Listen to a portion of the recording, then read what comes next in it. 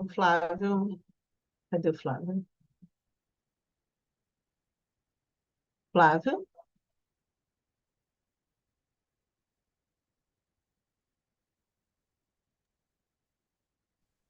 As obras. pronto, desculpa, tá? Então Bem, vamos? tudo bem. Faz parte do Pronto. processo do ao vivo, né? Pois é, a vida como ela é, né? Ficou Vida como difícil a ela é. vida nesses últimos Sim. minutos. Tá Então, bem. pronto, posso começar, né? Tá, obrigada. Tá, Obrigado a obrigada você. mesmo. Eu vi aí o esforço de vocês, né? É, Então, gente, já é boa noite praticamente, né? Mas ainda 15 de tarde, por tarde. É um prazer estar participando desse momento, desse congresso. O IGT é um espaço que, sim, eu acompanho muito, eu tenho, né, assim, muito interesse, né, pelo que é compartilhado, postado, pelo que é feito em relação às publicações, os eventos. E hoje eu estou aqui num processo, né, assim, de divulgação de um livro. Aliás, vai ser o primeiro momento, na verdade, né, que eu vou falar sobre ele. Ele, assim, ainda tá quentinho, é desse ano. E eu vou falar aqui um pouquinho sobre como é que ele aparece, como é que surge esse livro, que circunstância, e eu já adianto, né, que ele tem uma relação direta com a Gestalt, que é uma abordagem com quem, assim, eu me relaciono muito bem, eu me identifico, eu me encontro, e esse olhar que está permeando esse livro tem todo esse fundamento, tem toda essa visão da Gestalt, né? Gestalt para ajudar nessa compreensão de um fenômeno tão importante, né? E ao mesmo tempo tão ainda muito cercado de tabus, né? Ainda muito tido como um assunto delicado, né? Sobretudo no ambiente escolar. E a minha proposta é muito nessa linha, né? De falar um pouquinho sobre isso e entender assim as nuances do tema na perspectiva, né? Do âmbito escolar. Então, assim, como é que eu posso, né, assim, começar esse momento? Primeiro, vou me apresentar aqui um pouquinho, né? Meu nome é Flávio, eu sou recém-formado, na verdade, né? Sim, a minha formação aconteceu no ápice da pandemia. Eu estava ali no finzinho de 2020, né, pré-sacola grau, e aí acontece aquele processo todo, né, da pandemia. A gente precisa encerrar todos os cursos, ou pelo menos, né, ficar assim fora do presencial. E eu estava justamente nesse momento, né, de findar esse curso. E bate aquele desespero, né, do que vai acontecer, a gente cheio de incertezas, mas aí no finalzinho de 2020, assim, né, a gente já tem aquela liberação, né, da gente fazer os processos de atendimentos, né, de forma remota. E aí é nesse processo que eu também vou começar, aliás, dar continuidade aos meus estágios. Mas antes mesmo de falar dessa parte, né, da formação em psicologia, eu venho do âmbito da escola, né? Assim, eu sou professor de escola pública, né? E foi justamente daí que nasceu esse desejo, né? Essa vontade de expandir minha formação, meus conhecimentos. E a psicologia, ela é, sem dúvida, né? Isso que eu entendia que precisava somar na minha vida profissional. E eu passei, né, assim, a atuar em psicologia a partir de 2021. Eu ainda estou conciliando esses dois processos. Então, esse trabalho é um resultado de um ensaio, né? Na verdade, é um ensaio que nasce justamente da minha conclusão, meu trabalho de conclusão de curso, sob a minha orientação da minha professora Patrícia Lemos, que é uma pessoa, assim, incrível, que me ajudou bastante nesse processo. E surgiu a ideia da gente, né, assim, colocar esse material para publicação. Ele foi aceito, né, pela editora Caravana Editorial. E, assim, né, começou a ser, na verdade, está aberto a publicação esse ano.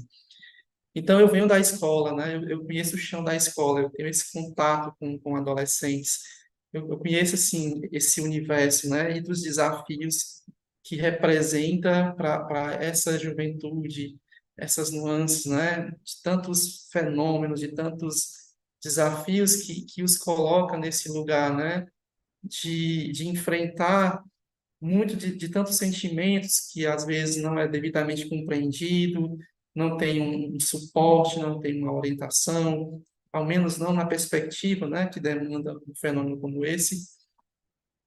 Então, a motivação, ela vem desse campo, né, desse contexto escolar e da inquietação, que durante o curso, a graduação em psicologia, a gente só falava sobre esse tema de maneira muito geral, muito ampla, e aquilo me inquietava.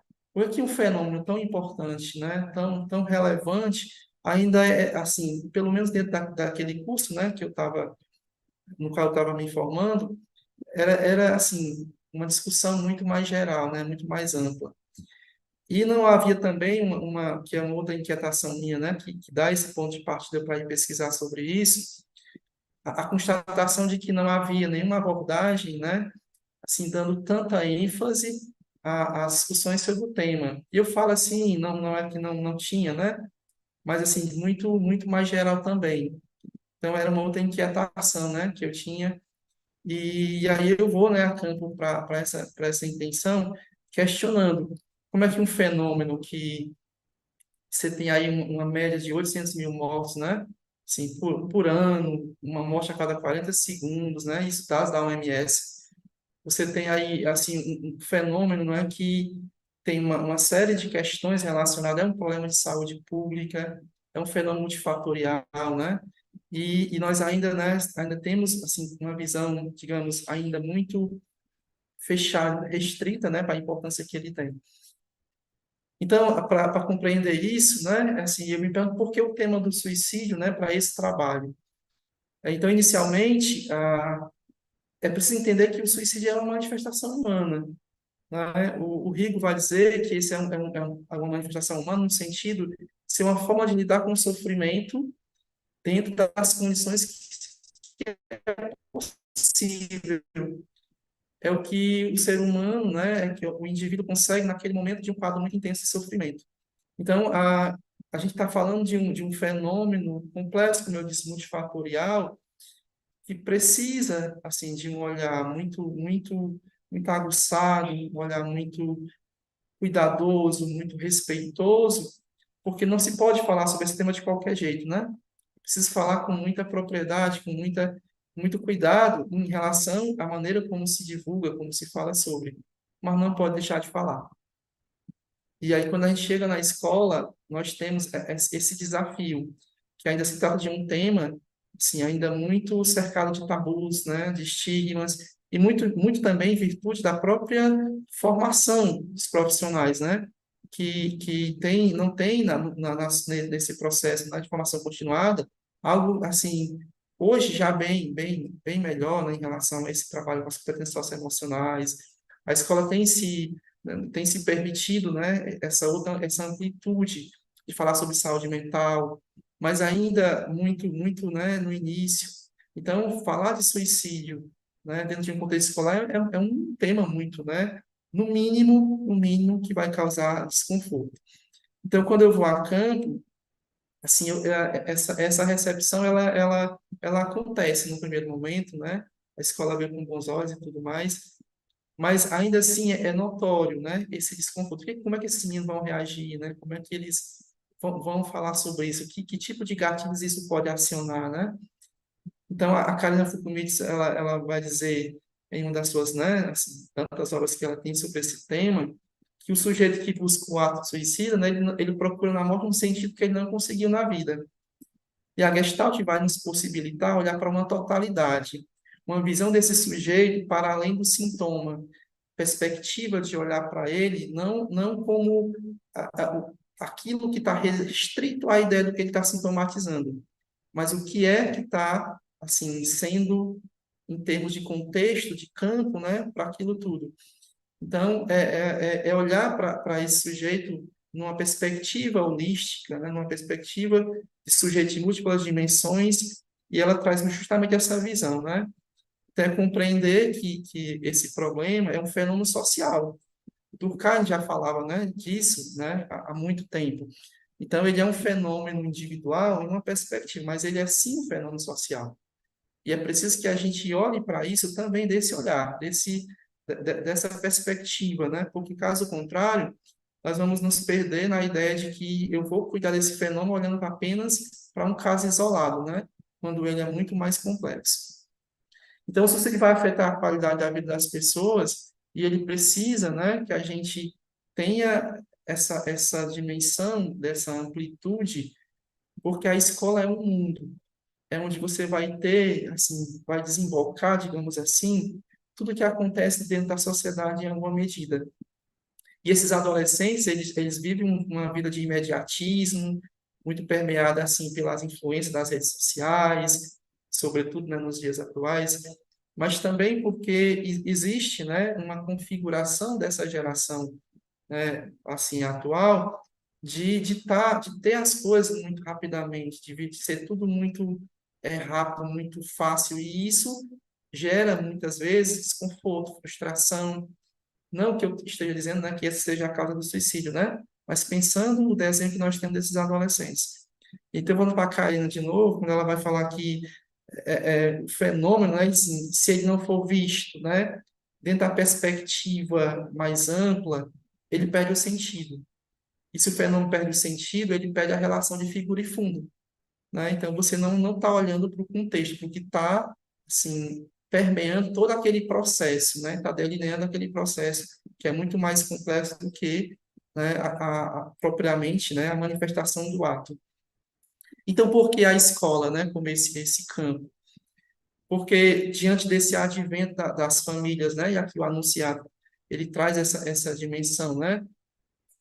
Quando você percebe a redução das famílias, essa ausência de vínculos sociais mais sólidos, a escola passa a configurar um dos principais espaços onde esses jovens, né, esses adolescentes, vão conseguir, assim, manifestar seus conflitos, a sua solidão, né? É lá que vai se romper, né? Isso que esses vínculos não estão mais possibilitando, né, para muito deles. Então, isso dá à escola um peso muito maior, né, do que ela tinha em outros tempos. Então, é lá que vai, assim, de alguma forma, desmembrar, desembocar esses sentimentos, esses conflitos que esses jovens vão atravessando na vida. E ciente disso também, que a escola é um espaço assim de promoção e proteção de saúde, também porque é lá que esses jovens passam na maior parte da sua rotina, que é assim interrompida por conta da pandemia, e você tem um processo de quebra, de fragmento, de fragmentação, de ruptura dessa rotina, e os adolescentes, eles necessitam, né, desse processo de rotina bem organizada, eles começam a sentir esse impacto, né, quando você tem a pandemia ali causando esse processo, né, de ruptura dessa rotina. Então, se eu olhar para a dimensão da escola enquanto esse espaço, né, de convivência, esse espaço de encontro, esse espaço de aprendizagem, de sistematização do conhecimento, então ela tem isso na sua origem, digamos assim, mas ela também precisa olhar para o ser humano, para aquele sujeito, aquele estudante, como um ser assim de múltiplas dimensões. Ele não tem demandas só cognitivas, né? E às vezes a gente fica muito nessa de o menino aprender um conhecimento das diferentes disciplinas, componentes, que é muito importante, lógico, ninguém vai discutir isso, mas que se esse menino, por exemplo, for fazer uma avaliação importante e ele não estiver muito bem emocionalmente, ainda que ele tenha muito conhecimento, ele pode não render o que era esperado. Então, como não dar importância para isso, né? Como não dizer que esse processo de investir na saúde mental dele, os cuidados com que ele tem como demandas, como, por exemplo, a ansiedade, que é algo bem recorrente, não tem valor, né? E, às vezes, por você não levar isso em conta, é que você vai percebendo esses processos, né? Sendo deixado de lado, você vai percebendo casos que vão sendo retraídos, você vai deixando casos que muitas vezes se manifestam, né, às vezes na forma de agressão, de isolamento. Então, esses fatores não são necessariamente as causas do suicídio, mas eles estão ali atrelados, né? São, assim, de alguma forma, assim, eventos que precisam ser levados em consideração. Então, o porquê da escola tem muito, né, além dessa experiência que eu falei, disso, né, dessa leitura da escola. como um espaço de convivência, como um espaço de encontro, como um espaço de sistematização do conhecimento e também um espaço privilegiado, porque é lá que você vai ter esses jovens, né, na maior parte do tempo, né, podendo, assim, serem cuidados, orientados e trabalhados nas suas questões. Mas por que a Gestalt para fundamentar esse trabalho, né, como eu disse lá no começo? A Gestalt aqui, aí eu trago de novo a Karina, né, e a Karen Scavacini também, nós vamos dizer que a Gestalt terapia ela não acredita em adequação dos comportamentos, né? Não é adequar o comportamento não, né, dos indivíduos, mas olhar para esse sujeito, né, dentro de um contexto, das diferentes nuances que ele se encontra, porque o fenômeno, de novo, visto isoladamente, vai perder esse sentido, né? Então, trabalhar o suicídio na perspectiva da Gestalt vai incluir lidar com questões existenciais muito mais amplas, né? Como, por exemplo, a solidão, o tédio, né? O medo, o próprio sofrimento nos diferentes sentidos, né? Esse sofrimento, os ajustamentos criativos disfuncionais, né? Que são assim, alguns elementos que a Karina e a Karen elas trazem, né? Em os textos que elas escreveram, dessa dimensão do quanto, né, a Gestalt ela olha para isso tudo, né, sem se restringir à ideia do sintoma ou do fenômeno isoladamente. Então, porque da Gestalt também é porque ela não vai focar nesse ato suicida, né, mas na maneira como a pessoa atua, né, qual a mensagem existencial encontrada, né, o que que ela está manifestando, né, assim, o que está ocasionando, não no sentido da causa e efeito, né, mas o que que sustenta essa dimensão desse comportamento que beira a ideia de dar, né, de pôr fim à própria vida, né? E aí, por mais que isso nos soe como algo muito difícil, muito cruel, né, incompreensível, né, em alguma medida para muitos, mas é o que o ser humano assim pode naquele momento. Ele está num estágio de sofrimento, um quadro de sofrimento que o atravessa, que ele próprio não consegue dar nome, não consegue dar sentido, né? E, evidentemente, ele tenta não dar um fim à vida, mas a dor que está o atravessando, né? Isso é muito forte, né? Então, por que da Gestalt, né? No trabalho tem muito disso, e, lógico, tem mais do que isso, né? E o que que esse estudo revelou, por exemplo? A primeira coisa para se pensar é que o impacto, né, do suicídio ele não se restringe à pessoa em si, né, no caso, do contexto familiar dela ali, né, mas ela vai afetar muitas pessoas no entorno, a comunidade até, né, e desse lugar que eu falo, onde foi o campo da pesquisa, a gente teve, é, é, tem muitos casos, né, como relacionados a esse tema. E a ideia era ouvir os jovens, né? Por isso que o trabalho aqui está dizendo sobre a percepção dos estudantes. O que é que eles pensam sobre isso? Né? O que é que eles têm a dizer sobre isso? E quando a gente chega nesse espaço para um trabalho de uma perspectiva etnográfica, né? Através de rodas de conversa, o tema não é colocado logo, né? De imediato. A gente fomenta o espaço e eles vão começando a falar. E o que vem muito nos discursos são questões ligadas à automutilação na escola, as práticas de bullying, a falta de compreensão dos pais em relação às demandas que eles passam enquanto cobrança da escola, né? Das provas que eles têm que fazer, de tantas coisas que, especialmente os alunos do terceiro ano, né? Que era o nosso público-alvo principal. E eles traziam nos discursos muito disso. A falta de espaços onde eles podiam legitimar os sentimentos, as questões que eles traziam, que eles julgavam importante.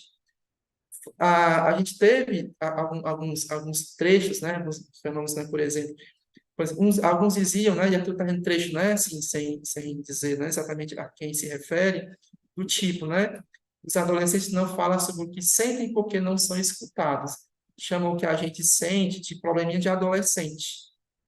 Um outro diz assim, a questão de se cortar, se referir à automutilação, é um tipo de alívio em relação a alguma coisa que uma pessoa está sentindo, que causa sofrimento muito maior do que ela propriamente, naquele corte que ela está, né, assim, fazendo nela mesma.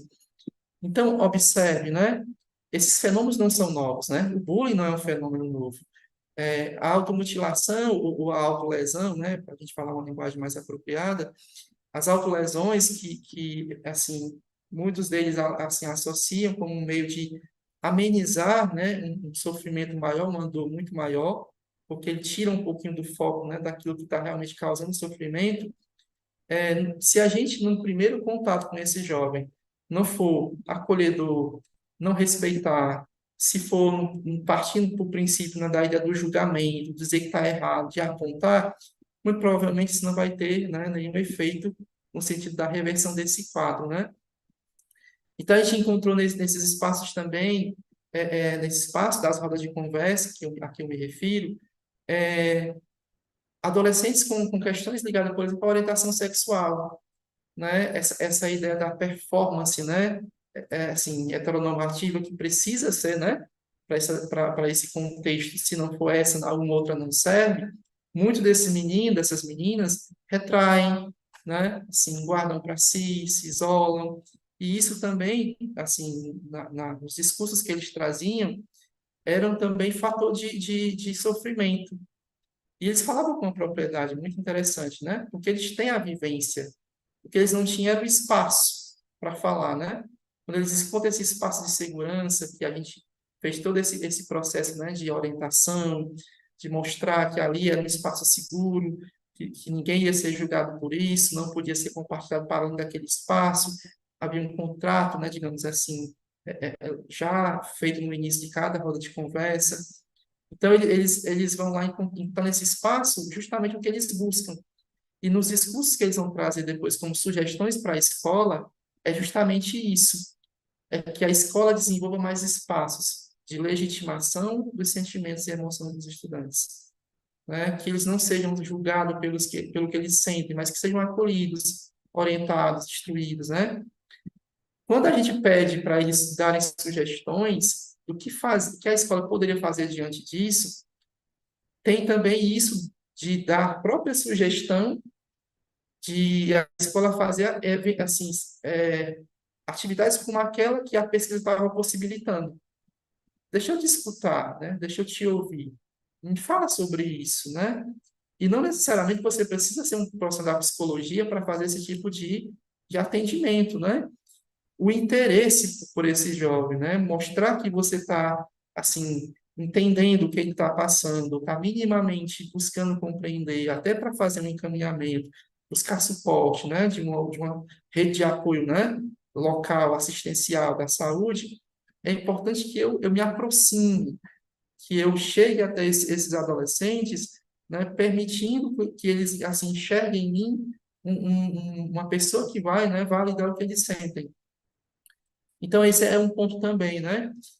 Outro ponto que eles trouxeram é a questão da autocobrança, que é oriunda das cobranças, como, por exemplo, passar para um vestibular,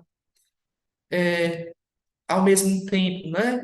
Estar bem nas redes sociais, ter status, ser, assim, e aí o que eles chamam, né, de padrão de beleza, né? Atender aos padrões de beleza. Então, é uma soma de elementos que vão dando a eles essa necessidade de estar o tempo todo, né? Mostrando que eles precisam estar sempre dentro desse padrão, dentro dessa norma. E isso, evidentemente, né, é fator de adoecimento, tá?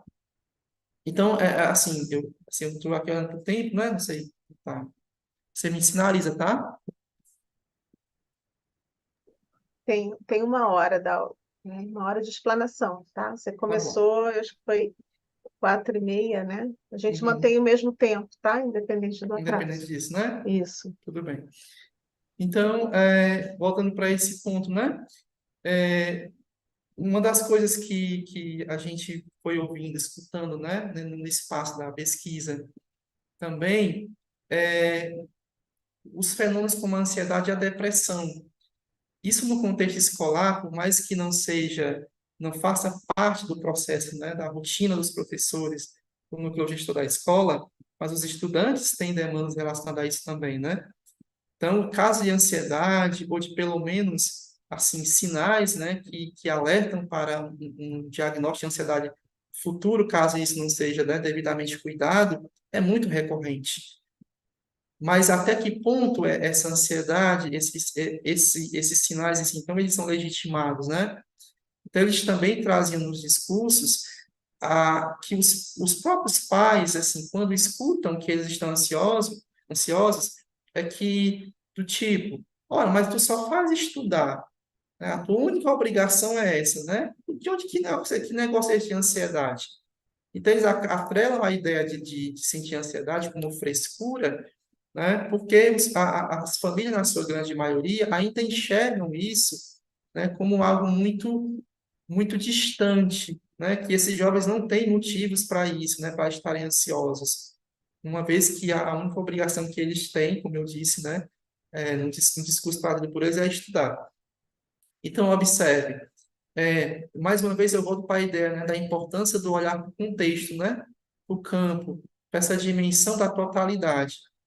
Quando se fala de uma perspectiva muito reducionista, eu vou pensar que esse menino, ele de fato, né, se ele focar nos estudos, isso é o bastante. E esquece, né, que há muitas outras questões que estão ali, né, assim, formatando, digamos assim, né, a constituição dele enquanto pessoa, numa fase da vida em que já, por si só, já traz muitos desafios dessa mudança corporal, ainda mais dentro de um contexto, né, onde esse padrão é imposto o tempo todo nas redes sociais, que é também um espaço onde eles estão, né, a maior parte do tempo, se não, né, literalmente, mas em alguma medida sim. E essas redes sociais, elas têm também essa configuração de distorcendo a ideia da autoimagem, né? Os jovens já assim, se atrelam à ideia desse padrão de beleza e os filtros mostram muito isso, né? Você pega, às vezes, a foto de um deles, de um estudante, digamos, num arquivo da escola, você às vezes nem conhece quando vai comparar, por exemplo, nas redes sociais deles, né? Quando eles tiram uma foto, por exemplo, para postar, eles têm que olhar antes. Essa foto vai para onde? Qual a intenção, né? Porque eles já têm aquela preocupação do filtro, né? E isso vai, assim, de alguma forma, vai, assim, desconfigurando, digamos assim, essa autoimagem. E qual é o peso disso, né? Quando eles se confrontam, né, com as coisas como elas são, né? Quem fala comigo isso em relação à abertura aqui da sala, a vida como ela é, né? Então, esse é outro ponto também, né? Então, o processo de ajustamento criativo aqui, e aí eu vou trazer aqui a dimensão das performances de gênero, né? Que foi algo muito recorrente, tinha no discurso, né, desses adolescentes a necessidade de ou você negar, né, essa orientação sexual, ou de você assim, pagar um preço muito alto por assumir, né? Então, o processo de ajustamento criativo aqui em performance de gênero, assim, é o tempo todo, né, confrontado com esse novo, né? Então, a pessoa precisa responder, né, assim, o tempo todo a um ambiente que não assimila, né, com facilidade, pelo menos, essas performances que não sejam heteronormativas, né? Então, repare, imagine você ter um universo de uma escola com 300, 400, 1.000 alunos, né, que às vezes é o desenho de muitas escolas. Como dizer que naquele contexto todo não há outros adolescentes com outras, né, assim, performances de gênero, né? Como, assim, pegar todas elas e encaixar literalmente, né, dentro de um único modelo, digamos assim, entre aspas. E isso ser algo, assim, tido como comum, sem gerar impacto, sem gerar sofrimento para esses jovens, né? Que repertório eles têm para administrar isso, para lidar com isso? Então, a escola ela tem esses desafios e ela também tem esse desafio no sentido de ter que reconfigurar, no sentido de repensar a forma como lida com essas questões em detrimento de esse aumento de casos de sofrimento, né, que podem, por exemplo, culminar, né, num suicídio. Então, esse assim, são um dos tantos pontos, né, que a gente foi observando. Um trecho de uma das falas dizia assim, né? É tipo uma válvula de escape, usada para superar uma dor que naquele momento a pessoa está sentindo, né? Porque eu estou olhando aqui o discurso, né? Na íntegra. Então, assim, o que essa válvula de escape que eles falam, que eles referiam, né? Eles referiam, né, o ato do suicídio em si, né? Olha, assim, chega um momento que, de tanto tentar suportar aquilo, eu chego no meu ápice, né? No meu limite, né? E se eu não tenho alguém que me valida, que me compreende, que me apoia, e mesmo com tudo isso, isso ainda é desafiador, então o que que restou para esse adolescente, né? O que que restou para ele no sentido de se cuidar, de dar um outro sentido para aquilo, para aquele quadro que ele está atravessando e que atravessa ele de uma maneira muito intensa, né? Um outro trecho trazia assim, né? Aí remetendo à ideia da depressão, da ansiedade, né? Assim, ó, para entender a depressão tem que passar por isso. Ninguém entende, né? É uma sensação de vazio, um escuro, uma falta de vontade de viver. A relação com as pessoas se transforma em dor que vira crise. Você se cansa. Isso era um jovem, né? Assim, sexo masculino falando. O suicídio é uma saída. Se eu morrer, vai acabar a dor. Então, observe, né? Se você, assim, lê na íntegra esse discurso, é, ele não está falando de uma mera observação, de um mero comentário, né? É como se, né, e aí eu estou olhando aqui com a nuance, né, da perspectiva fenomenológica, gestáltica, que é olhar para o fenômeno como ele se manifesta. E no momento que esses discursos vinham à tona, eles também vinham muito carregados, né, de gestos, de expressões, né, de verbalizações, de tons de voz, que remetiam também ao que dizia diretamente respeito a eles. Embora que isso não fosse, né, assim, eu tenho isso é comigo, essas nuances, né, dos discursos, a maneira como eram manifestados, como eram expressados, a gente entendia a relação, né? Eu estou falando aqui enquanto um pesquisador atuante no processo, né? Eu estava nessa condução das rodas de conversa, do quanto isso também tinha a ver com quem estava discursando, né? E até que ponto aquilo não eram experiências, né? Próprias de cada um. Então, assim, observar, de novo, a amplitude, né, de tudo isso e entendendo a complexidade que é esse fenômeno. E ainda mais se você tratar como algo que não tem grande importância, já porque, olha aqui para o desenho, né, de cada instituição, eu não tenho, assim, a obrigação de trabalhar isso. Eu não sei como lidar com isso, né? Eu não sei. Ok, até aí a gente precisa entender que existem limitações, né? Tanto é que a Karina vai dizer, a Karina vai dizer, que não é só uma questão de formação, é, em termos de abordagem, né, de teorias, é também uma autoformação, é também uma formação pessoal, né? Você precisa também, esse profissional que vai lidar com esse fenômeno, ele também precisa entender da dimensão do quanto isso vai requerer dele, né? Então, se com todos esses elementos eu não conseguir mensurar, né, a dimensão do que esses jovens muitas vezes estão enfrentando na escola, então a gente vai ter, né, esses dados que eu apresentei no início, né, que assustam. Nós estamos falando aí da segunda causa de morte numa faixa etária de 15 a 29 anos. Se eu pegar o ensino médio como referência, ele predomina justamente 15, 16, 17 anos, né? Assim, essa faixa etária que está lá no ensino médio, né? Então, esse dado da OMS, ele engloba, assim, esses 3 anos do ensino médio, justamente que é os alunos do primeiro ano, né, com 15 anos, 16 no segundo ano e o terceiro ano, né, com 17 anos. Então, por que de tudo isso, né?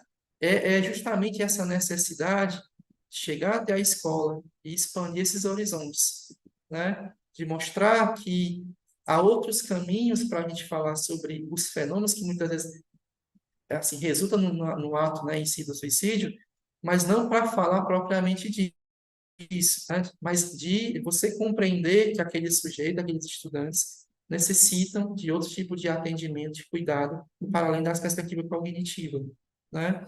Então, o desafio desse livro, né, assim, dessa publicação, é também chegar, né, para essas discussões, que era uma das nossas ambições, né? Assim, é fomentar mais espaços de estudo sobre isso, de diálogo sobre isso, dentro desse contexto da escola, né? O que é que a gente pode potencializar? Assim, com quem nós podemos contar? Como é que a gente amplia esses cuidados? Como é que nós, assim, possibilitamos também para as escolas, para os estudantes, esse tipo de suporte, né? Que muitas vezes não chega, porque falta também, além do que eu falei antes, né?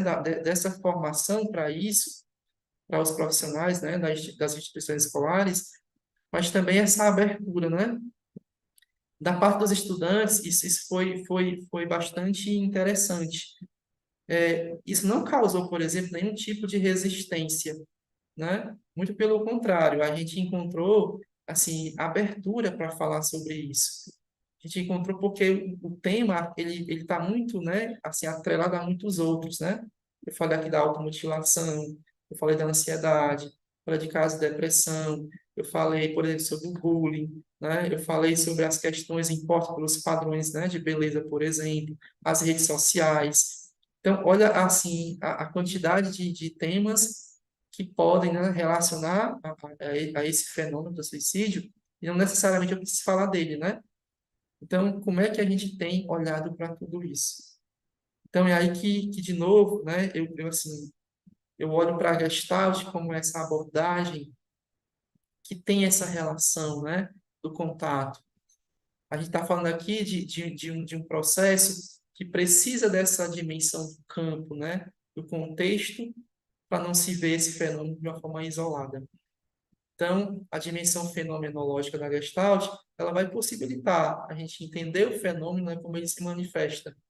Mas e aí, diante disso, eu preciso também fomentar ações, né? O que que a escola pode fazer diante disso?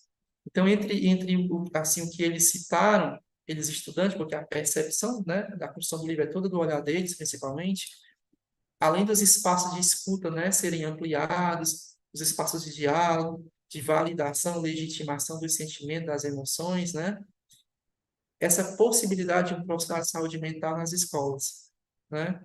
Que ainda é uma realidade distante, né? Infelizmente, mas que, apesar de ainda ter muito tabu em relação à figura do psicólogo, nós já percebemos um olhar diferente. Os adolescentes, eles anseiam por isso, porque ali tem uma pessoa em quem eles podem confiar, com quem eles podem contar, né? E essa relação de confiança desses jovens com quem eles podem contar, ela é muito valiosa. Eles enxergam isso com muito, né, com muito valor. Então, assim, as políticas públicas precisam chegar até lá também, né? Precisam entender que a rotina de uma escola, os muitos desafios de uma escola, não conseguem ser abarcados, não dá para abarcar, por exemplo, sem também um outro suporte de um profissional da psicologia, né? Da assistência social, né? Que já deveria, né? Assim, ser algo já bem mais avançado. Então, outro desafio, a possibilidade, né, de formar comissões de saúde mental na escola, e aí com profissionais que têm um pouco mais de aptidão, que têm mais facilidade, né, do diálogo, da escuta, e nessa comissão você contar com pais, com os próprios estudantes, com representantes dos professores, do núcleo gestor, e essa comissão, ela, assim, em algumas ocasiões, né, pensar essas ações, acionar a rede de apoio e ir fomentando um trabalho que é possível, né? Dentro desse universo da escola que a gente sabe que não é um ambiente muito fácil, dados os tantos desafios que a escola já tem. E a depender do contexto, né, e onde cada uma se situa, isso é muito mais desafiador, né? A gente pode estar falando de contexto de violência muito forte, né, de contato com drogas, né, em ambientes que você vai ter, né, um distanciamento muito grande das famílias. Então, a escola já tem muitos desafios, se você olhar, né, por esse viés. Mas, de novo, eu volto para o ponto, né, da dimensão humana enquanto um ser de múltiplas dimensões, né? Então, se eu não cuidar dessa parte também, né, ligada às questões socioemocionais, as questões ligadas à saúde mental, esse meu estudante não vai produzir, né, o que ele poderia, né, diante, por exemplo, de um vestibular, né, que para alguns é uma possibilidade, para outros não, mas não é essa a prioridade, né? falam muito mais aqui do sentido do autocuidado, né, do respeito às necessidades desse outro sujeito, né, que demandam da gente justamente isso. Então, assim, já resumindo aqui, para a gente abrir um espaço para as perguntas, o resumo que eu faço aqui desse livro é justamente trazer um olhar, né, para o fenômeno do suicídio de outras possibilidades, né, de outras perspectivas. E de novo, eu fundamento, né, assim, fundamentado pela Gestalt, porque ela vai permitir, né, esse olhar para as nuances, né, esse olhar, né, assim, para o campo, esse olhar para o contexto, sem esquecer que o ser humano é uma totalidade, né? Ele vem de uma relação, né, com o seu contexto, e isso não pode ser desmembrado dele. Uma vez que eu encaro o fenômeno do suicídio como algo isolado, então eu não tenho como realizar um trabalho coerente com as necessidades das pessoas que lidam com esse fenômeno. Eu não consigo exercer, assim, desprender um trabalho que vá de encontro às necessidades, né, coletivas também, porque eu estou vendo ele de forma isolada, né? Então, é a busca, essa perda de sentido, né, que a Karine vai falar. Então, não se trata de olhar para os sintomas, mas o que está, né, assim, fomentando esses sintomas, como é que o sujeito se reconhece naquele momento, assim, como é que ele se encontra, em que situação ele se vê, como é que ele chegou naquele estágio, antes de falar propriamente, né, do sintoma que é consequência disso.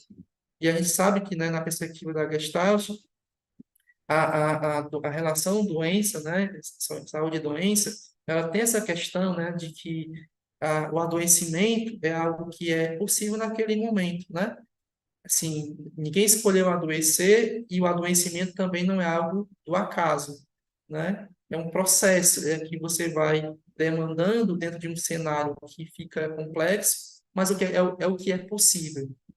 E, de novo, por mais que a gente olhe para o fenômeno do suicídio como algo muito, muito delicado, muito complexo, não há como a gente, assim, desmerecer, né? Assim, tudo que essas pessoas às vezes não têm, né, de repertório mesmo, né? Elas não, muitas vezes não reagem porque não têm, assim, como fazer isso, né?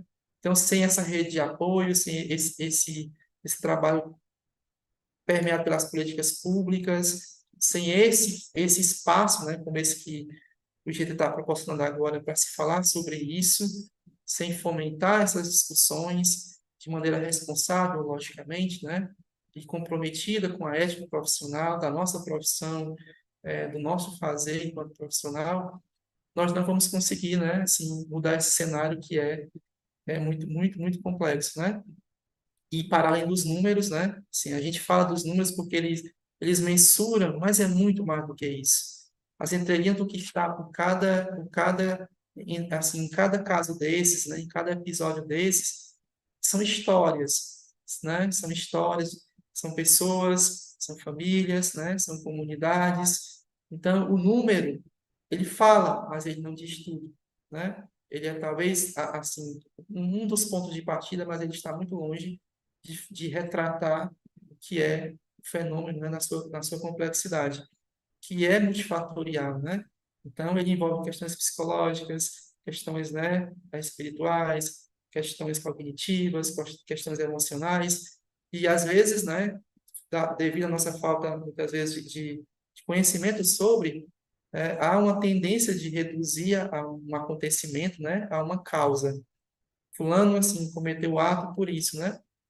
E aí, para encerrar essa parte, eu vou, assim, resumir rapidamente, né, um episódio que aconteceu anterior ao momento que eu fiz a pesquisa, de um jovem que ele arquitetou todo o processo, né, dele, assim, ele tinha isso muito decidido, né? Assim, ele já tinha tudo, assim, planejado, ele já tinha, ele fazia todo um acompanhamento, né, profissional, com psicólogo, psiquiatra, e mesmo assim, né, ele tinha isso muito definido. E ele colocava sempre nas palavras dele, né, que a vida não fazia sentido, né, que ele não ia conseguir jamais atender aos tantos padrões que a ele eram impostos. de beleza, de status social, né, de questões socioeconômicas. E ele era um jovem muito inteligente, assim, muito sábio, né, até. Mas nas questões que ele, né, que ele assim, o atravessavam, tinha isso de que não havia o que ser feito diante de tudo isso. Esse cenário, né, tão complexo, o que é que ele podia fazer, né? Não havia o que ele fazer.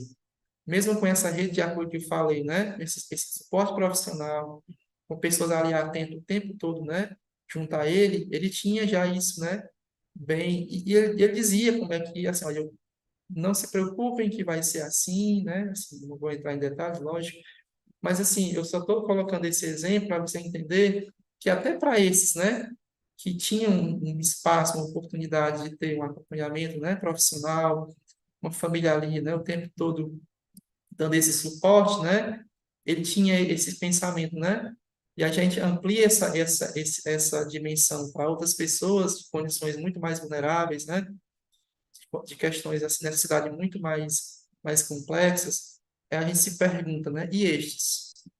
Né? O que que fazem diante, né, das suas tantas questões, das suas tantas necessidades, muitas vezes, né, que passam despercebidas, outras, né, que são ignoradas, e assim, mas eu entendo, e aí, que as escolas, elas estão, sim, buscando, elas estão, sim, se adaptando, mas elas precisam, né, ir no tempo delas, né? Não dá para a gente querer que as instituições que durante tanto tempo assim, focou tanto na dimensão do cognitivo, né? Que ela vai fazer essa transição muito rapidamente. Mas é muito comum falar nas escolas hoje de competências socioemocionais. Os professores recebem informações sobre isso, né? Trabalham sobre isso, os estudantes têm contato sobre isso.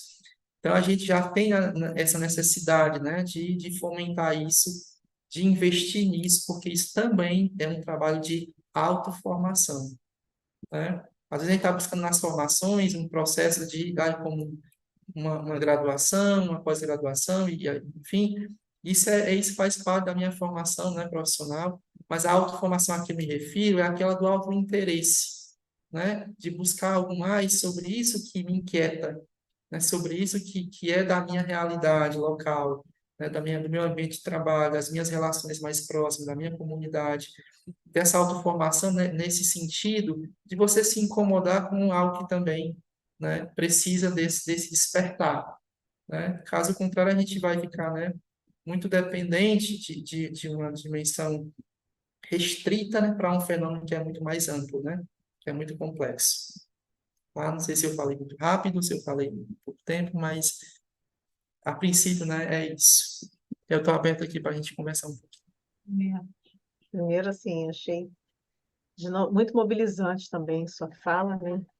Eu vim de palestras super mobilizantes e a sua está também nesse mesmo caminho.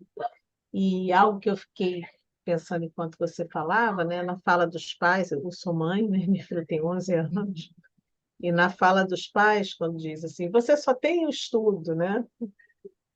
Reduzindo, né? Como é que essa fala Sim, reduz a existência, né, de um adolescente ou de uma criança. E o que que eu acho que isso também conta de uma percepção de que é muito fácil ser criança, né? É fácil ser criança, é fácil ser adolescente, e não tem motivo nenhum para isso acontecer dessa maneira. E essa fala minha é uma fala até atualizada, né? uhum, Porque a minha experiência de infância, claro, teve situações difíceis e tudo, mas eu olho a infância de hoje, eu acho ela difícil, de fato, sabe? É um excesso de cobrança mesmo, de adultificação, né? De crianças sim, e de perfeito. adolescentes, e de fato existe muito mais demanda, a escola é muito mais rigorosa, né? O social é muito mais rigoroso, a cobrança é muito mais rigorosa, e não dá tempo, Flávia, a sensação que eu tenho é que não dá tempo. E eu falo de todos os tempos, o tempo objetivamente, o tempo emocional, espiritual. Não há tempo para acompanhar isso, né? Sim, Não há tempo. Então parece que a gente está sempre correndo atrás de algo, sabe? Correndo atrás de como lidar os pais, né? Eu falo por mim também, né? E as coisas que minha filha, né, me traz, né? Ela tem uma cobrança também, né? Com performance, né? Tem, Uhum. né, de performance assim, de físico, né? Ela, por exemplo, a foto do perfil dela, em algum momento foi o rosto dela, agora não é ela. Gosta lá dos K-pops dela, é a menina lá do K-pop, a foto do perfil dela, sabe?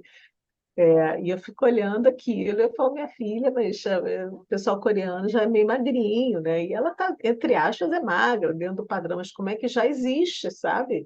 Isso não é dito por mim, sabe? Não é dito por mim. Eu falo que é magra porque ela está ali, eu percebo que ela está se comparando, né? Uhum.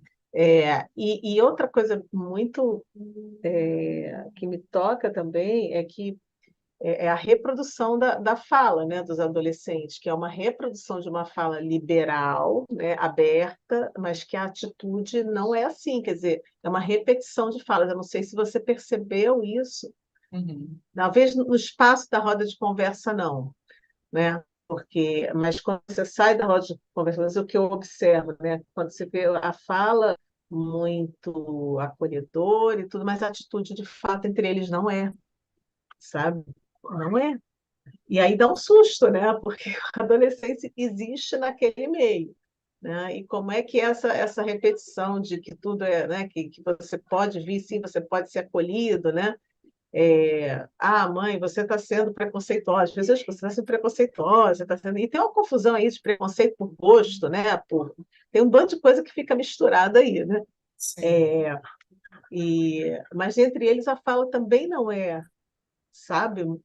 É uma fala acolhedora, mas uma atitude que muitas vezes é contrária a isso. Então fica assim, essa sopa aí que eu estou te falando, sabe, Flávio? sim. De muita coisa para a gente ir tirando esses nós, né? Outra curiosidade, uma curiosidade também que eu tive quando eu estava te falando, você falou desse rapaz, né, que planejou, que Uhum. planejava, né, o suicídio. Assim, se você teve contato com pessoas que chegaram a tentar e não, né, tentaram, mas não conseguiram, né, o que que difere a fala? Se tem algo que chama mais atenção, se não tem. Sim. Eu tive contato com a namorada dele, né? E o curioso é assim, que eles tinham um código, né? Não era um código, na verdade, um acordo entre eles. Porque assim, ela nunca, assim, validou isso, né? Tentou sempre fazer com que ele não cometesse o ato, né?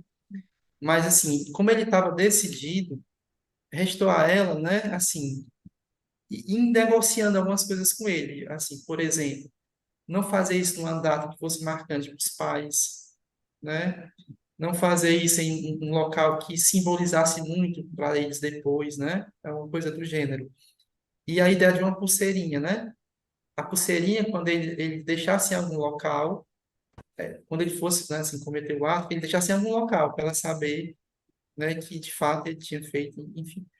Mas assim, ela assim, não é que ela concordava, né? Ela nunca admitiu. Mas ele estava convencido e convenceu ela de que ela também não podia fazer muita coisa, né? Então ele para a escola, para os pais, para a namorada, ele já tinha deixado claro. Era uma questão de tempo, né? Ele iria fazer isso. Ele tinha assim muito, assim, eu não tive contato com ele, né? Mas através dela e do pessoal que, assim, dos professores que trabalharam com ele, né? Assim, tiveram contato com ele, era muito firme isso, né? Assim, mesmo com todo o suporte profissional, psicólogo, psiquiatra, né? Suporte familiar, os pais dele, né? Eram muito presentes. Mas assim, na carta que ele deixa, né? Ele deixa detalhes e ele fala nessa perspectiva, né? Desses padrões, desses status, dessa demanda dessa sociedade que ele chamava de hipócrita, né? Eu estou falando de um jovem, né, nos seus 15, 16 anos, no máximo 17, né? Então, Uhum. assim, por isso que eu falo que ele tinha uma maturidade para dizer, né, que ele não estava falando de qualquer lugar, né? Ele tinha essa noção, né, do que ele estava argumentando. E, enfim, então, o contato não aconteceu diretamente, né, com ele, mas aconteceu por intermédio, por exemplo, da namorada, né? que depois de sofrer muito também, hoje ela tem, sim, né, muitas crises de ansiedade, né? Tá tocando a vida, né? Assim, a gente aparentemente ela demonstra, né, que se isso afeta ela, mas ela tá gerenciando, né, de alguma forma. Mas, lógico, né? Logo depois, assim, ela sentiu muito baque, né? E ainda sente em alguma medida, mas porque ela ficou convencida de que ela não ia convencê-lo do contrário, porque ninguém conseguiu, né? Assim, então, eu ia de novo para aquele ponto, né? Assim, para ele que tinha esse suporte, né? Mínimo, né? Que a gente espera, ele chegou nesse nível, né? De definição, de autoconvencimento, né? Então, o que esperar de alguém que está passando por um quadro complexo, né? Difícil, e muitas vezes é ignorado, né? Assim, não é validado, enfim. Eu acho que foi muito nesse sentido, nesse caso específico. né? Tô aqui, tua fala, eu fiquei, me emocionei até, sabe? Ouvindo, né? E pensando, eu não consigo nem alcançar se eu fosse mãe, pai, sei lá, né? Se fosse um namorado meu, enfim, não importa. Aí deixa eu só Não, te interromper, né? Que não, não a consigo irmã, assim, imaginar. pronto, a irmã dele, assim, ela carrega essa culpa também, porque ele tinha muito nela, né? Uma pessoa que ele gosta muito, admirava muito, gostava muito, né? E assim, hoje ela se culpa como se ela não tivesse dado o devido valor, ela não tivesse, assim, entendido dele melhor, né? E ela, assim, ela tem um nível de ansiedade tão extremo que em qualquer situação mais tranquila que ela tiver, ela está tremendo todo o corpo, né? Tentando assim, recomeçar, continuar estudando, né? Mas tem essa culpa, né? Assim, relacionada a isso. E também, né, assim, muita incerteza, né, sobre o que ela própria, né, sente, né, até onde ela é capaz, né? Então, aí eu trago aquele outro exemplo que eu citei, né? Quantas pessoas são, né, afetadas, né, Claro, por isso. Já tinha um outro amigo que também, né, assim, depois disso, né, entrou numa crise muito profunda de baixa autoestima, de choro constante, né? Assim, perder a motivação pelos estudos, né? Ou seja, desse caso, né, você tem toda, né, essa variedade, né, além dos pais, evidentemente, né, que estão, né, nesse processo todo, né? Mas, de novo, nesse caso específico, tudo muito bem, né, assim, articulado por ele mesmo, né? Assim, consciente, né, vamos dizer dessa forma, né, do que ele estava fazendo. E tanto é que ele deixou o tempo que ele queria. Assim, ele dizia, né, que eu assim, não precisa eu assim, me apressar, né? Mas ele sabia que tinha um tempo para ele fazer isso, né? Ele ia escolher, mas prometeu que não faria, prometeu aí no caso para a namorada, né? Que não faria em nenhuma data que fosse muito marcante, né? Exemplo, Dia dos Pais, das Mães, dia do aniversário dele mesmo, né? Ele tentou fazer, não ser no local, né? Também que fosse simbólico, né? Isso ele teve esse cuidado, né? Porque ele estava assim, como ele queria, ele estava determinado a fazer isso, ele não queria, né? Que ninguém, assim, mais próximo dele, né? Se sentisse culpado, né? Que é algo quase que inevitável por isso, né? Mas que era uma decisão dele. Então, ele não queria, assim, não vou fazer isso aqui nesse dia para você lembrar que eu fiz. Não, não. Ele tentou não fazer isso, né? E de fato não foi, né? E os locais onde, assim, onde os pais puderam, assim, evitar, né? Assim, tudo que eles tiveram de alcance para vigiá-lo, eles fizeram, né? Mas não foi também nenhum desses locais, né? Que ele comete o ato. é, o que e os que ficam, né? Como ficam os que ficam, né? Os que Não ficam foi aqui, né? conseguido. Não sei, eu estou não conseguindo muito assim trocar contigo, porque é um relato, Bem, né? O tema já é muito sensível, né? Um tema muito mobilizante, muito sensível, né?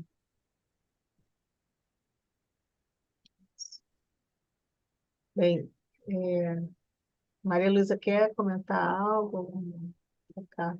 algo conosco? Eu estava até conversando com a Carol antes dela sair da reunião, porque ela teve que sair. Eu acho que eu nem consegui formular algo assim, porque o impacto, acho que daquilo que chega até nós com esse tema tão atravessa tantos lugares, né?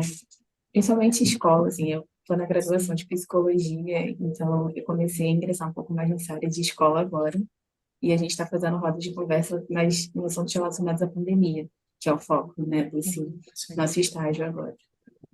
E foi interessante que em nenhum momento, assim, pautas relacionadas à depressão ou suicídio surgiram na roda que eu fiz parte, né?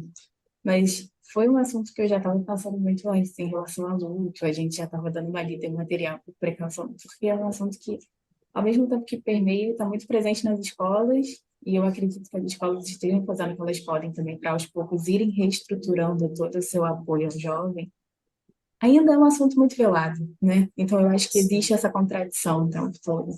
Eu anotei algumas coisas que o Flávio foi falando durante a apresentação, acho que eu não consegui nem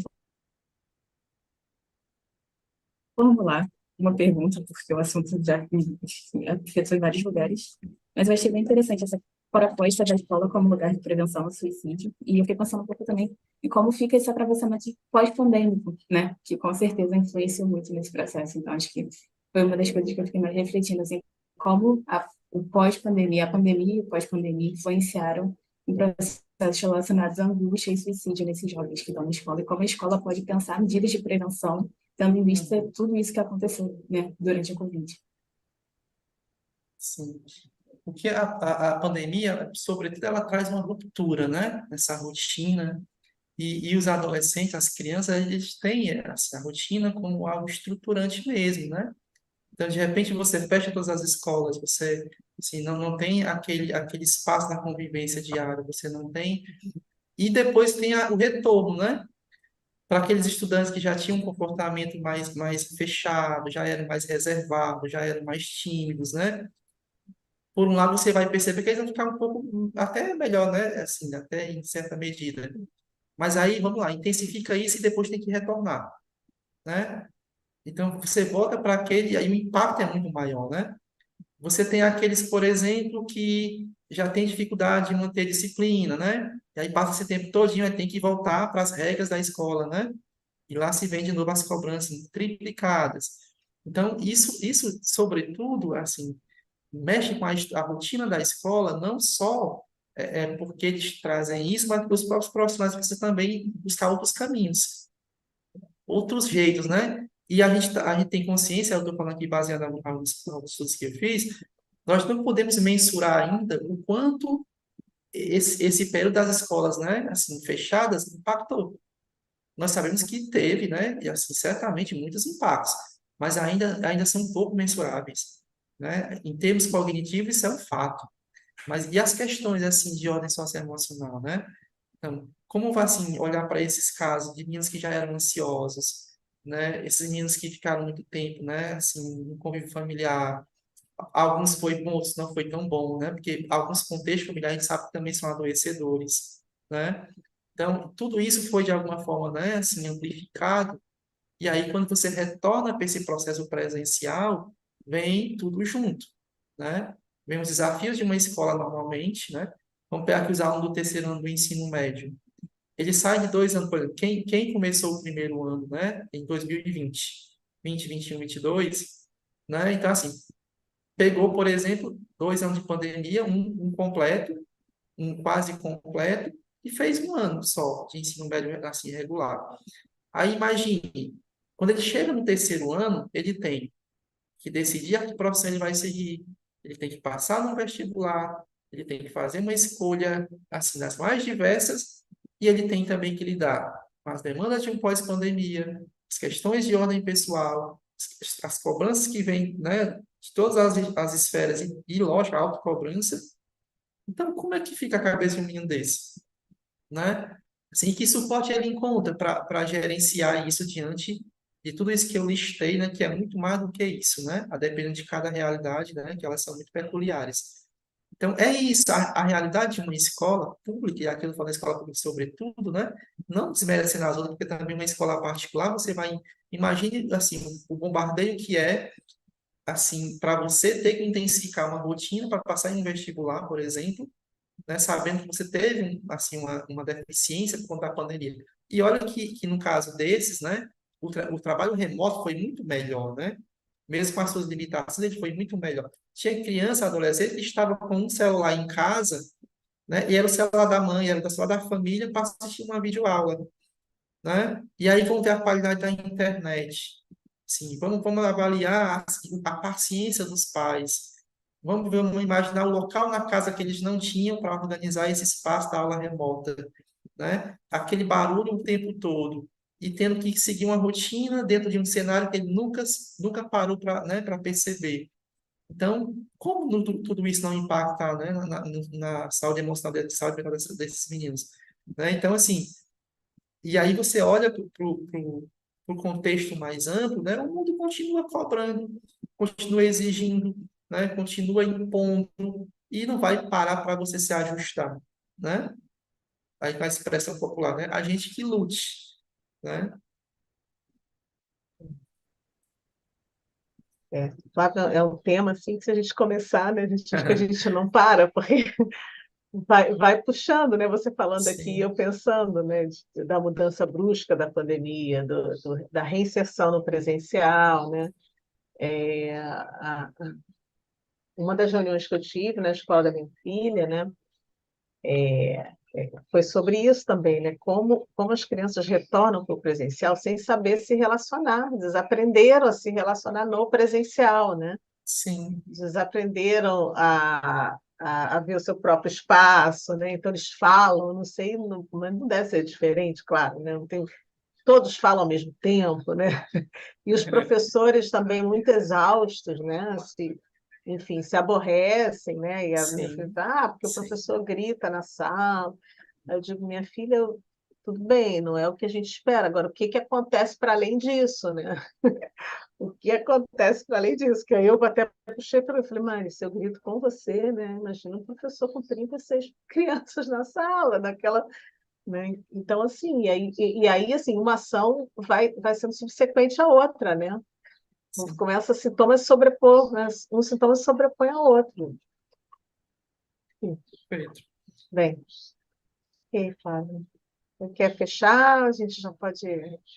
Tem alguma palavra, Sim, assim, um fechamento final? Cadê o seu livro? Você precisa mostrar aqui para gente. estou com ele. Certo. O fenômeno do suicídio no contexto escolar. Eu mantive esse título, né? Porque eu Aham, queria que, quando você pegasse nele e visse, né? Contexto escolar, né? Poderia dar sim, qualquer outro nome, né? Mas, assim, e a percepção dos estudantes, né? sim, Deixa a gente ver o que é que esses, ouvir, ler sobre o que é que esses meninos estão dizendo, né? Vamos sim. falar, assim, através da própria fala deles, dos próprios discursos deles, né? Deixa eu É, ler o que eles próprios disseram, é, né? Então, acho que o sentido estava muito atrelado a essa ideia da... E tanto é que ele é assim, uma percepção, né? Assim, sobre o olhar deles mesmo. Assim, o que é que eles estão assim, dizendo sobre...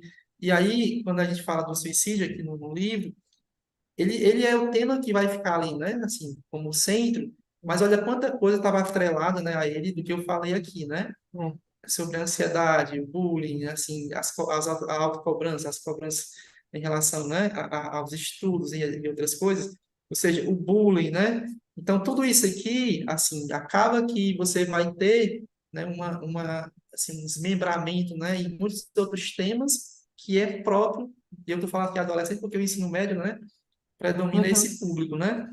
sim, E eles estão lá, né, assim, ansiosos por esse espaço de escuta.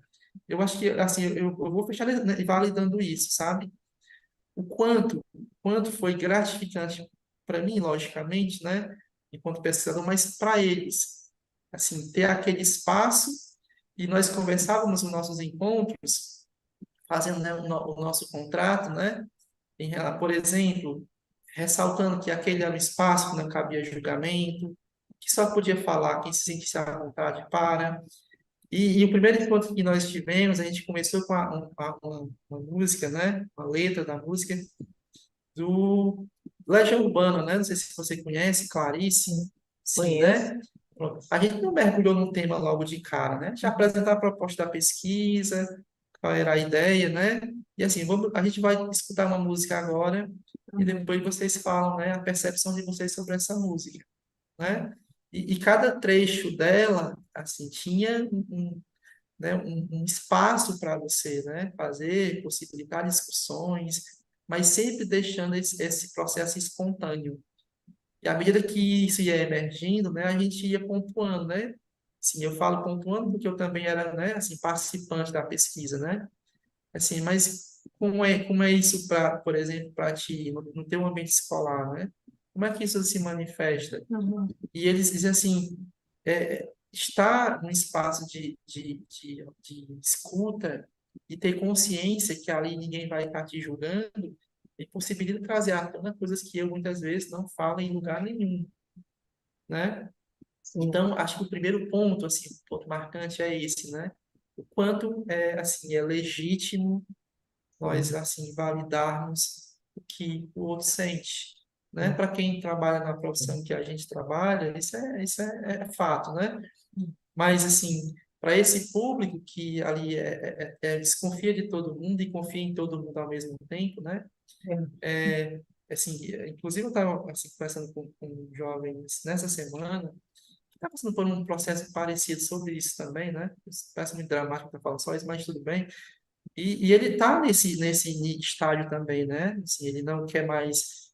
Ele vai para a escola, mas ele não tem assim, nenhum tipo de motivação, ele está se automutilando, e quando se conversa com ele, ele diz que ele não pode confiar mais em ninguém, porque uma vez ele confiou e debocharam do sentimento dele, fizeram um pouco caso do sentimento dele. Não valeria a pena ele apostar em mais ninguém, né, em termos de confiança. Então, ele se vê como, né, inútil. Então, que sentido isso tem para mim, né? Então, assim, mas ainda assim, se ele encontra alguém que está lá ouvindo e não está dizendo, não, mas tu está errado, né? Tu não pode se portar por isso, né? Então, assim, e o que isso assim, significa para ti, esses cortes, né? Que, por sinal, estavam muito profundos, né? E muito inflamados. E ele dizia justamente isso, né? Ele, assim, palavras dele mesmo, né? Não, isso aqui alivia, né? Tem Alivia. essa fala, né? Tem essa Sim, fala, né? Porque exatamente. ali eles conseguem, por mais é disfuncional, claro, mas é o possível, né? Uhum. Mas ali existe alguma ação, né? Eu me corto e, de alguma maneira, eu tô aqui sentindo, né? É um controle, entre aspas, né? Sim, Então, ali sim, existe alguma autonomia, alguma escolha, alguma decisão que a pessoa se sente, se vê impossibilitada, né? Num outro cenário exato, onde ele não está perfeito, sendo ouvido, né? exato. E eu sempre cito isso, né, para a gente pensar, né, que eu estou falando aqui um universo, né, Aham. uma pessoa dentro de um universo, né, assim, de quantos jovens, né, de quantos adolescentes, de quantas crianças, né, que não tem esse espaço, né, legitimado, né. Então essas rodas eram sobre tudo isso, né, e aí de perceber que em alguma medida a escola também está ansiando por isso, né, nos ajude a fazer, né, nos mostre como fazer, nos mostre outras alternativas, né? E eu aí reforço o que eu disse antes. O desenho hoje das escolas já está bem mais promissor, né? A gente tem muito investimento na educação socioemocional, né? Os professores estão, né, se vendo diante dessa necessidade, Sim. e aí não é porque eu sou professor de matemática que eu não posso prestar um acolhimento, né? No Até, estudante, até né? porque, Flávio, os professores não dão conta mais, né? Isso está acontecendo. Eles não estão dando Exatamente, conta de lidar exatamente. com as crianças, os adolescentes que se apresentam, né? Então, você vê, as pessoas estão cansadas mesmo, né? Mas é para além desse cansaço, é o não dar conta. Bem, Exatamente. A então, demanda está demandando, né, que é não é suficiente, né, tudo isso. isso. Então Bom, é isso. Flávio, Acho que nós, assim, chegamos estão, assim, pedindo isso, né? bem, muito obrigada, né, por partilhar conosco uma Eu que experiência tão agradeço. assim tão profunda, né? Tão profunda, tão mobilizante. Enfim, é isso. Eu que Obrigada, agradeço, Marina. viu? Foi um prazer, sim, e assim, sentir assim a tua emoção, assim, me fez ver, né, que assim, o quanto nós precisamos dessa sensibilidade, né?